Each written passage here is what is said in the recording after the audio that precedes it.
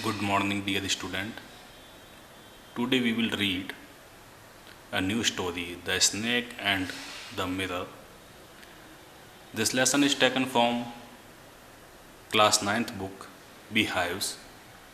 Before starting this lesson, first of all, I will tell you the summary of this lesson in very short. This lesson is written by Vaikom Muhammad Basir.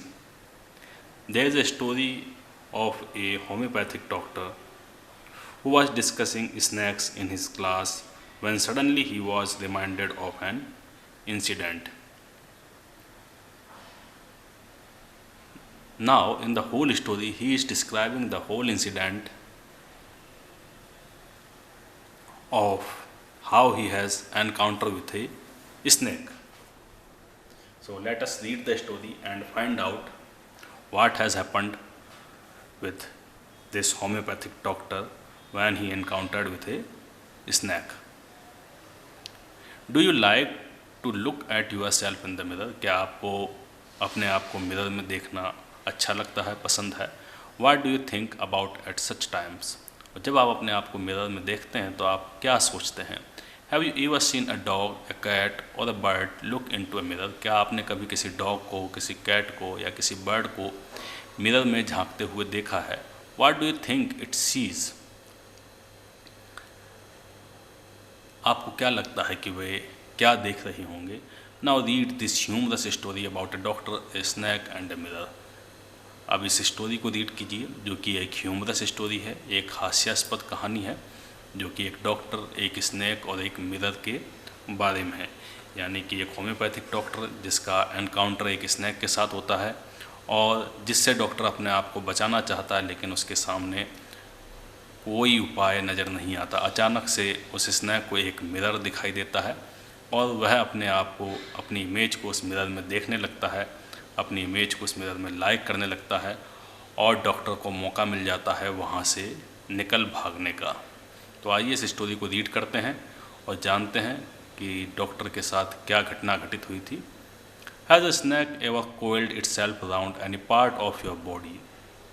क्या कभी किसी snack ने आपके किसी body part पे coiled किया है? Coiled यानी कुंडली मार करके बैठ गया है. A full blood cobra, a full blooded cobra, एक पूरा गहरा जहरीला नाग, एक विषैला नाग जिसको कि हम कोबरा के नाम से जानते हैं. क्या कभी आपके साथ ऐसा हुआ है कि एक कोबरा ने आकर के आपकी किसी बॉडी पार्ट पे, शरीर के किसी अंग पे कुंडली लगा दी हो और वहाँ आकर के आपको जकड़ के बैठ गया हो? All of us fell silent. हम सब चुप हो गए. The question came from the homeopath. यह क्वेश्चन एक होम्योपैथ के डॉक्टर ने पूछा था. The topic came up when we were discussing snakes. यह टॉपिक उस समय आया जब हम स्नैक्स के बारे में डिस्कशन कर रहे थे, चर्चा कर रहे थे. We listened attentively as the doctor continued with his tale. और डॉक्टर ने जब अपनी टेल, अपनी कहानी को सुनाना जारी रखा तो हम उसे बड़े ही अटेंटिव वे में, बड़े ही ध्यानपूर्वक सुनते रहे. It was a hot summer night. यह तेज गर्मी की एक रात थी. About 10 o'clock I had my meal at the restaurant and return to my room.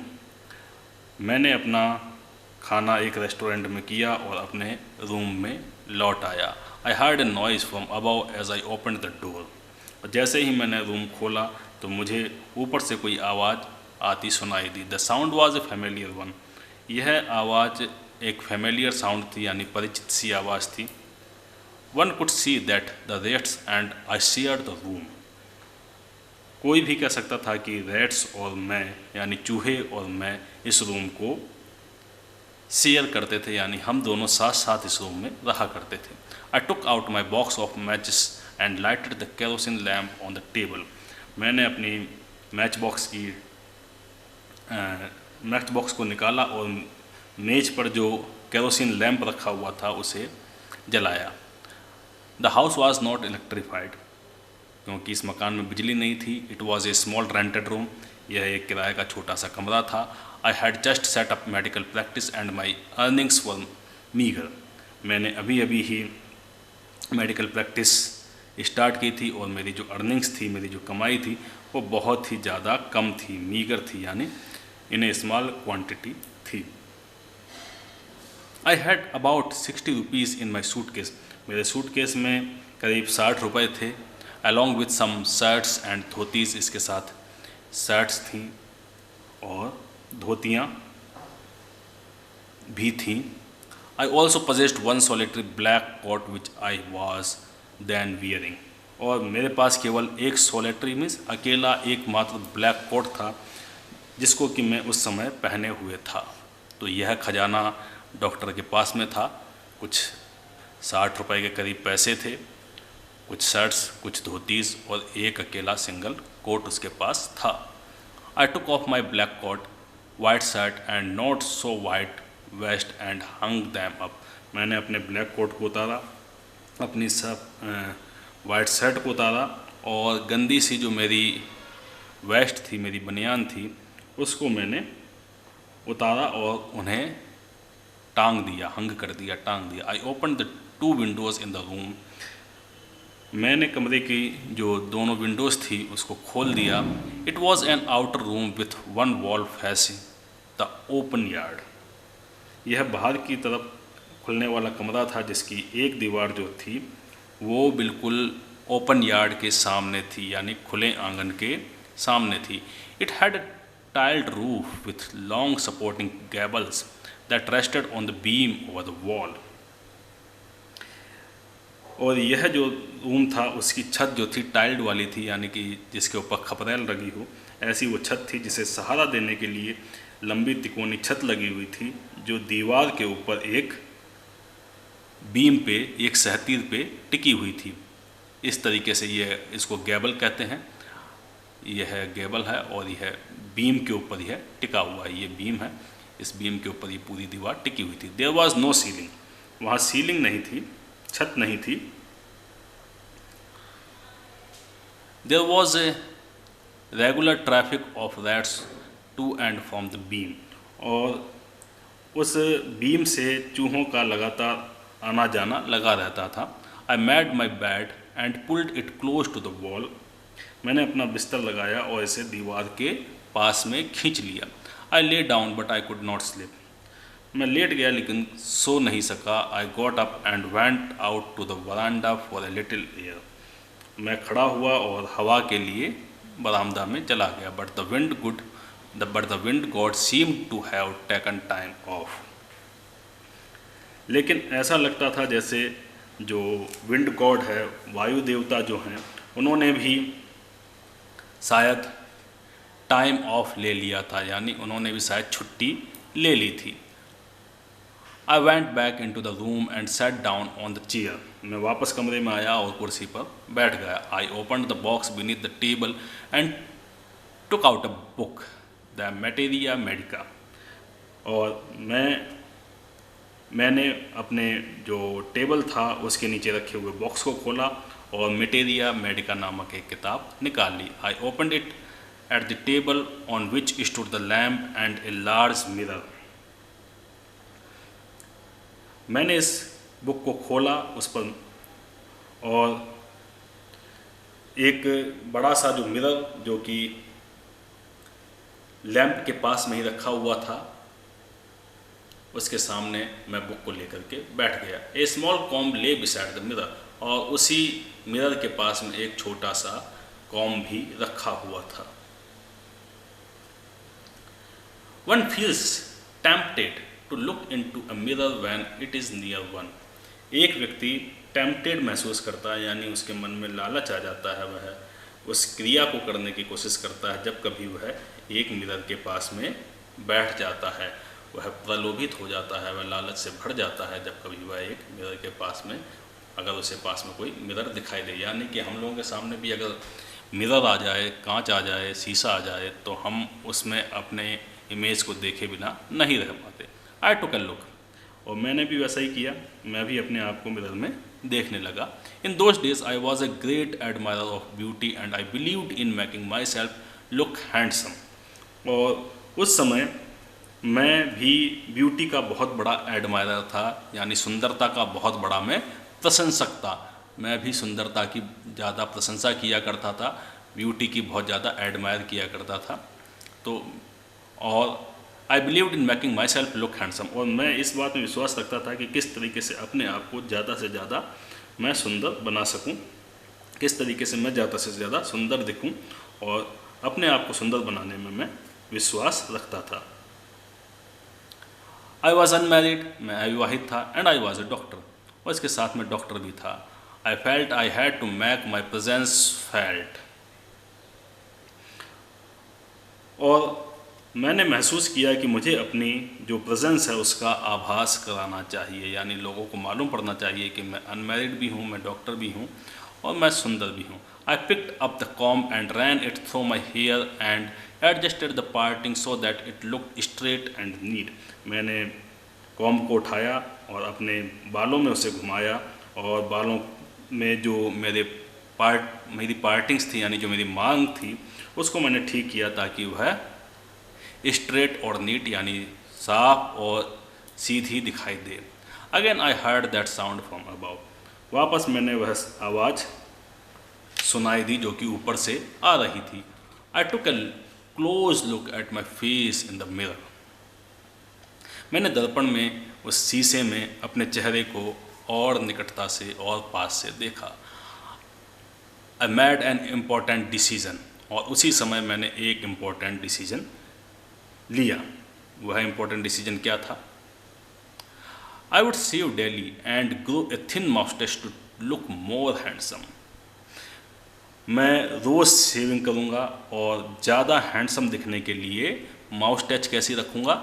Thin माउस्टेच, बहुत पतली पतली सी माउस्टेच को मैं रखूँगा। आई was after all a bachelor and a doctor, क्योंकि आखिरकार मैं बैचलर भी था, मैं अविवाहित भी था, और साथ साथ एक डॉक्टर भी था। I looked in to the mirror and smiled, मैंने मिरर में देखा और मैंने स्माइल किया, मैं मुस्कुराया। It was an attractive smile, यह एक अट्रैक्टिव स्माइल थी। I made another earth shaking decision, और उसी समय मैंने फिर से एक अर्थ सेकिंग यानी एक महत्वपूर्ण निर्णय फिर से दोबारा लिया। I would always keep that attractive smile on my face, मैंने यह डिसीजन लिया कि मैं इस अट्रैक्टिव स्माइल को अपने चेहरे पे बनाए रखूँगा। टू लुक मोर हैंडसम, किस लिए बनाए रखूँगा? ताकि मैं और ज़्यादा सुंदर दिखाई दूँ। I was after all a bachelor and a doctor too on top of it, क्योंकि आखिरकार मैं एक बैचलर था, एक डॉक्टर भी था।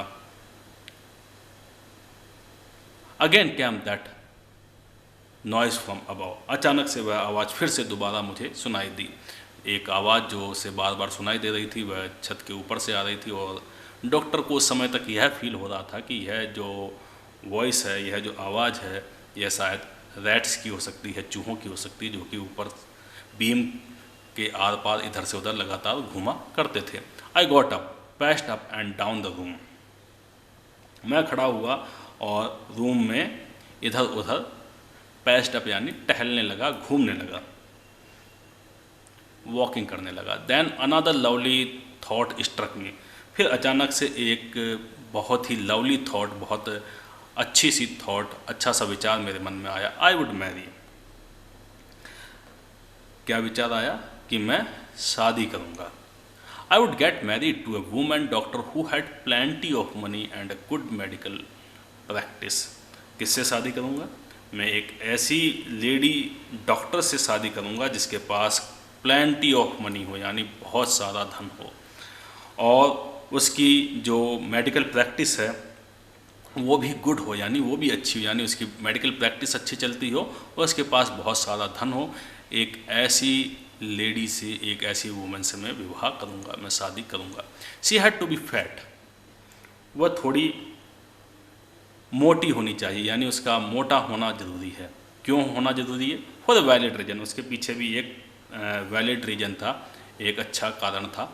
If I made some silly mistake, अगर मैं कोई सिली मिस्टेक कर दूं, अगर कोई ऐसी बेवकूफ़ी भरी हरकत कर दूं, सिली मिस्टेक मीन्स बेवकूफ़ी भरी कोई हरकत कर दूं, and needed to run away, she should not be able to run after me and catch me, तो वह मुझे दौड़ करके पकड़ न पाए और मैं आसानी से उसकी पकड़ से दूर भाग सकूं।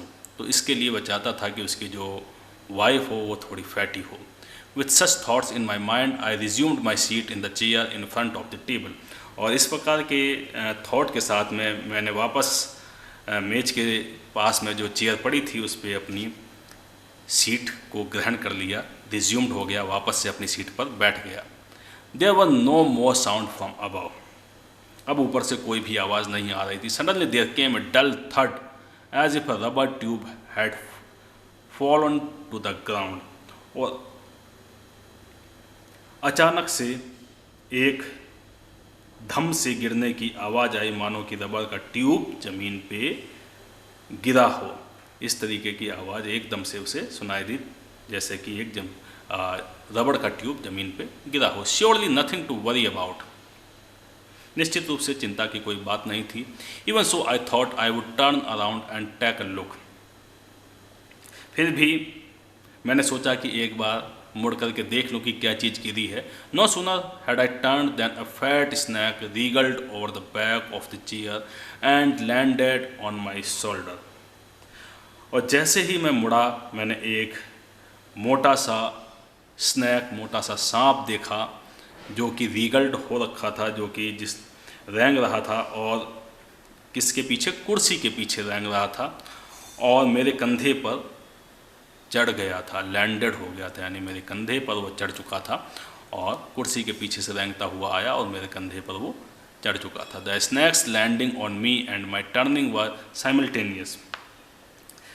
सांप का मेरे ऊपर चढ़ना और मेरा उसकी तरफ मुड़ना दोनों साइमल्टेनियस हुए, यानी एक साथ हुए। दोनों काम एक ही समय पर हुए, एक ही साथ हुए। जैसे ही मैं मुड़ा वैसे ही वो मेरे कंधे पर चढ़ गया। I didn't jump, I didn't tremble. न तो मैं जंप कर सकता था, न ही मैं ट्रैम्बल हो सकता था, न ही मैं काँप सकता था। डर के मारे न तो मैं काँपा, न ही मैं उछला। न तो मैं उछला, मैंने जंप भी नहीं किया और मैं ट्रैम्बल भी नहीं हुआ, मैं काँपा भी नहीं। आई डिडेंट क्राई आउट, यहाँ तक कि मैं चिल्लाया भी नहीं। There was no time to do any such thing, क्योंकि इस काम को करने के लिए अब यह समय नहीं था। The snake slithered along my shoulder and coiled around my left arm above the elbow। सांप मेरे कंधे से नीचे की ओर आया और उसने कोहनी के ऊपर मेरी जो लेफ्ट आर्म थी उसमें लिपट कर अपनी उसने कोइल्ड बना ली, अपनी उसने कुंडली लगा ली, यानी वो मेरी लेफ्ट आर्म पे आकर के कुंडली मार करके कोहनी से नीचे एल्बो के पास आकर के वहाँ कुंडली बना करके बैठ गया। The hood was spread out and its head was hardly 3 or 4 inches from my face. उसने अपना हुड, यानी उसने अपना जो फन था उसको उसने स्प्रेड कर लिया, फैला लिया। उसने अपने फन को फैला लिया और उसका सिर मेरे फेस से मुश्किल से 3 से 4 इंच की दूरी पर था। It would not be correct to say merely that I sat there holding my breath. और मात्र यह कहना ठीक नहीं होगा कि मैं वहाँ सांस रोक कर बैठा रहा। I was turn to stone. मैं बिल्कुल पत्थर की भांति हो गया था। But my mind was very active, लेकिन मेरा दिमाग इस समय बहुत एक्टिव था। The door open in to darkness. दरवाज़ा अंधेरे में खुलता था। The room was surrounded by darkness. और कमरा जो था वो डार्कनेस से, अंधेरे से भरा हुआ था। In the light of the lamp I set there like a stone image in the flash. और उस दीपक के प्रकाश में मैं वहाँ फ्लैश की भांति एक शरीर जो कि पत्थर का बना हुआ हो, पत्थर की मूर्ति की भांति वहाँ बैठा रहा। यानी इमेज इन द फ्लैश का मतलब होता है मेरा जो शरीर था, सह शरीर पत्थर की मूर्ति के भांति, पत्थर की मूर्ति बन करके बैठा रहा। यानी मेरा पूरा शरीर जो था पत्थर की मूर्ति की तरीके से बन गया था, स्टोन इमेज हो गया था। My whole body become the stone image. I felt then the great presence of the creator of this world and this universe. फिर मैंने इस वर्ल्ड और इस यूनिवर्स के क्रिएटर की उपस्थिति को महसूस किया। गॉड वाज देयर, ईश्वर वहाँ था। यानी जब डॉक्टर खतरे में गिर गया और उसे ये लगा कि अब मेरी जान जाने वाली है, तो उसका पूरा जो शरीर था वो पत्थर की भांति एकदम स्थिर हो गया और ईश्वर के अलावा उसे उस समय कोई भी याद नहीं आ रहा था। Suppose I said something and he did not like it. मान लो मैंने ऐसा कुछ कह दिया जो उसे पसंद नहीं हो। फिर I tried in my imagination to write in bright letters outside my little heart the words O God. मैंने अपनी इमेजिनेशन में अपने छोटे से हर्ट से बाहर चमकीले वर्ड्स में ओ गॉड लिखने का प्रयास किया। यानी जो डॉक्टर था वो बार बार ईश्वर को याद कर रहा था, ईश्वर से मदद मांग रहा था कि हे ईश्वर, हे गॉड, मेरी इन परिस्थितियों में मेरी मदद करो और इस स्नेक से कैसे भी मेरा पिंड छुड़ाओ। There was some pain in my left arm. मेरी जो लेफ्ट आर्म थी, बाएं भुजा जिसके ऊपर की वह स्नेक चढ़ के बैठा हुआ था, उसमें पेन होने लगा था, दर्द हो रहा था। It was as if a thick leaden rod, no a rod made of molten fire was slowly but powerfully crushing my arm. यह दर्द, यह पेन ऐसा था कि मानो कि एक ठोस किसकी लेडन रोड यानी शीशे की रोड नहीं, पिघली हुई आग से बनी हुई रोड धीरे धीरे पूरी फोर्स के साथ मेरी बाहों को, मेरी आर्म को कुचल रही हो, क्रशिंग कर रही हो, कुचल रही हो पूरी पावर के साथ, विथ फुल पावर वह मेरी बाहों को कुचल रही हो। इस तरीके का दर्द मैं महसूस कर रहा था। The arm was beginning to be drained of all strength, what could I do. और ऐसा लग रहा था कि मानो मेरी जो आर्म है उससे सारी जो उसकी स्ट्रेंथ थी, जो उसकी ताकत थी, वह ड्रेंड कर ली गई हो, जैसे चूस ली गई हो, उसकी ताकत को पूरा सुखा दिया गया हो, उसको चूस लिया गया हो। मैं क्या कर सकता था? What could I do. मैं कुछ नहीं कर सकता था, मेरे पास इस समय करने को और कोई उपाय नहीं था सिवाय ईश्वर को याद करने के। At my slightest movement the snake would strike मी। मेरी हल्की सी भी हलचल से स्नैक मेरे ऊपर हमला कर सकता था। Death lurked 4 inches away. मृत्यु मेरे से सिर्फ 4 इंच की दूरी पर घात लगाए बैठी थी, लर्क कर रही थी, यानी घात लगाए बैठी थी। Suppose it struck, what was the medicine I had to take. मान लो उसने हमला कर दिया तो वह कौन सी मेडिसिन होगी जो मुझे लेनी चाहिए। There were no medicine in the room. Room में कोई भी मेडिसिन नहीं थी। I was but a poor foolish and stupid doctor. मैं तो बस एक बेचारा बेवकूफ़ सा, स्टूपिड सा डॉक्टर था। I forgot my danger and smiled feebly at my self. और मैं अपने इस डेंजर को भूल गया और अपने ही ऊपर हल्के से मुस्कुराया। यानी मैं अपने ऊपर ही मुस्कुराने लगा, क्योंकि मेरे पास कोई दवा भी नहीं थी। अगर मान लो उस स्नैक ने मुझे काट लिया हो तो मैं क्या कर सकता था। इसलिए मैं स्माइल करने लगा, फीबली यानी weakly. It seemed as if God appreciated that. ऐसा लगा मानो कि ईश्वर ने इस बात को समझ लिया था, यानी ईश्वर ने मेरी बात सुन ली थी। क्योंकि उसके बाद क्या हुआ? The snake turned its head. Snake ने अपना सिर घुमाया। It looked into the mirror and saw its reflection. उसने मिरर की ओर देखा और अपनी रिफ्लेक्शन को, अपनी परछाई को, अपने प्रतिबिंब को वहाँ देखा। I did not claim that it was the first snake that had ever looked into a mirror. मैं यह दावा नहीं करता कि यह पहला स्नैक था जिसने कभी मिरर देखा हो, but it was certain that the snake was looking into the mirror. लेकिन यह बात निश्चित थी कि वह जो स्नैक था वह मिरर में देख रहा था। Was it admiring it's oven beauty. क्या वह अपने खुद की ब्यूटी की प्रशंसा कर रहा था, अपनी खुद की सुंदरता की प्रशंसा कर रहा था? Was it trying to make an important decision about growing a moustache or using eye shadow and mascara or wearing a vermilion spot on its forehead.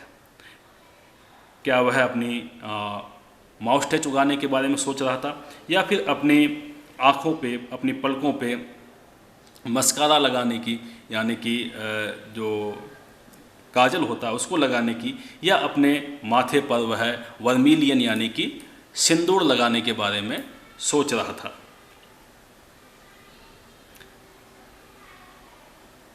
अपने फॉरहेड पे बिंदी लगाने के बारे में सोच रहा, निर्णय ले रहा हो। इस तरीके से वह जो स्नैक था लगातार उस दर्पण को, उस शीशे को देखे जा रहा था और डॉक्टर को ये लगा कि शायद इनमें से कुछ ऐसा वह सोच रहा हो। I did not know anything for certain. मैं निश्चित रूप से कुछ नहीं जानता था। What sex was this snake, was it male और फीमेल, कि उस स्नैक का सेक्स कौन सा था, वह मेल था या फीमेल था। I will never know, for the snake unwound itself from my arm and slowly slithered into my lap. मैं इस बारे में कभी जान भी नहीं पाऊंगा, क्योंकि स्नैक ने क्या किया, स्नैक ने मेरी आर्म से अपनी कुंडली को, अपनी कॉइल्ड को खोला और धीरे धीरे फिसलता हुआ, स्लीदर्ड होता हुआ, फिसलता हुआ कहाँ आ गया, मेरी गोदी में आ गया। From there it crept on to the table and move towards the mirror. वहाँ से वह रेंगता हुआ टेबल पे गया और सीधा मिरर की ओर बढ़ गया। Perhaps it wanted to enjoy its reflection at closer quarters. शायद वह और पास से अपने इस रिफ्लेक्शन का आनंद लेना चाहता था। I was no mere image cut in granite.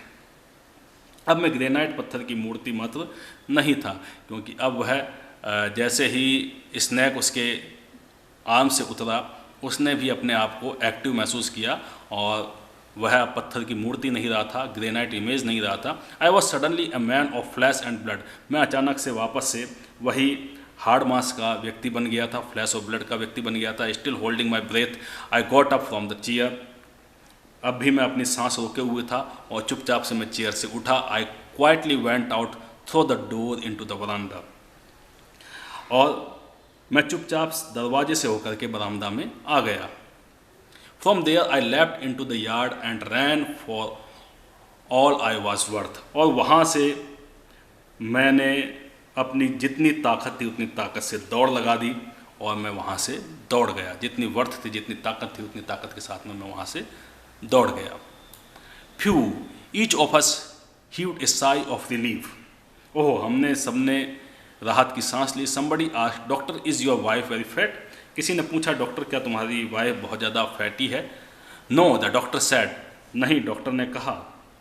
God wild otherwise, जो गॉड है उसकी जो विल्ड थी, उसकी इच्छा थी, वह अलग थी। My life companion is a thin Reedy person with the gift of A sprinter. मेरी जो लाइफ कंपेनियन है, मेरी जो वाइफ है, लाइफ कंपेनियन मीन्स वाइफ, वह कैसी है? वह बिल्कुल दुबली पतली और स्प्रिंटर है, यानी कि तेज दौड़ने वाली है, फास्ट रनिंग लेडी है। Someone else asked, doctor when you ran did the snake follow you?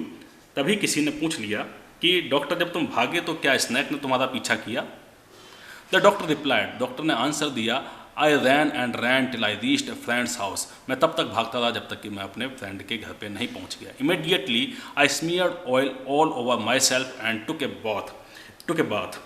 और मैंने तुरंत ही अपने पूरे शरीर पर तेल मसला, स्मीयर्ड मीन्स मसल लिया, रगड़ लिया, पूरे शरीर पे तेल रगड़ लिया और मैंने स्नान किया। आई चेंज्ड इनटू फ्रेश क्लॉथ्स, मैंने एकदम साफ सुथरे नए कपड़े पहने। The next morning at about 8:30 I took my friend and 1 or 2 others to my room to move my things from there. और करीब सुबह 8:30 पर मैं अपने मित्र और अपने 1-2 अन्य साथियों के साथ में सामान हटाने के लिए, अपने सामान को मूव करने के लिए, अपने थिंग्स को मूव करने के लिए अपने रूम में पहुंचा। But we found we had little to carry, लेकिन हमने वहाँ पाया कि वहाँ ले जाने के लिए कुछ नहीं बचा था। Some thief had removed most of my things, जो चोर था वो मेरी अधिकतर सारा सामान ले जा चुका था। The room had been cleaned out, room बिल्कुल साफ कर दिया गया था। But not really, the thief had left behind one thing as a final insult. लेकिन वास्तव में चोर ने मेरा अंतिम इंसल्ट करने के लिए एक चीज़ छोड़ दी थी, मेरा अपमान करने के लिए, मेरा आखिरी अपमान करने के लिए उसने वहाँ पे एक चीज़ छोड़ दी थी। वो क्या थी? What was that? वो क्या थी? आई आस्क्ड, मैंने पूछा। The doctor said my waste, doctor बोला वो मेरी वेस्ट, वह मेरी बनियान, द डर्टी वन, वो गंदी सी बनियान। The fellow had such a sense of cleanliness, उस व्यक्ति को क्लीनलीनेस का बहुत अच्छा एहसास था। The rascal would have taken it and used it after washing it with soap and water. वह रास्कल मीन्स वह बदमाश इसे ले जा सकता था और इसे साबुन व पानी से धोकर के इसका उपयोग कर सकता था, लेकिन ऐसा उसने नहीं किया।